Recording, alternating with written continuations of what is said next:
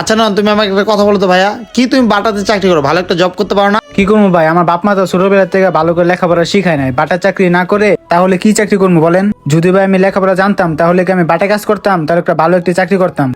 আলম বন্ধু, হ্যাঁ বল। আমার 1-2 হাজার টাকা ধার দিতে পারবি? কেন? আমার মা না খুব অসুস্থ। দেখ বন্ধু, আমার কাছে এখন টাকা পয়সা নাই, তুই অন্য জায়গায় চেষ্টা করতো। আরে লোকটার মনে হয় টাকার প্রয়োজন।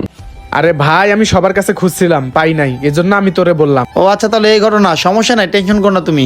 না বন্ধু, আমার টাকাটা খুব এমার্জেন্সি প্রয়োজন। তুই না আমাকে খুব বিরক্ত করিস, যখনই তোর টাকার প্রয়োজন হয় তখন আমাকে কল দিস। হ্যাঁ রাখ, ফোন রাখ। হ্যালো বন্ধু, ফোনটা কাটিস না। ফোনটা কাইটে দিল। এখন আমি আমার মার জন্য টাকা কই পাই? আরে ওনার মা অসুস্থ। আরে ভাই আমার দাঁড়া থাকতে ভালো লাগতেছে না, আপনি দাঁড়ান, আমি দুটা চা নিয়ে আই। আচ্ছা ঠিক আছে, যাও তাহলে।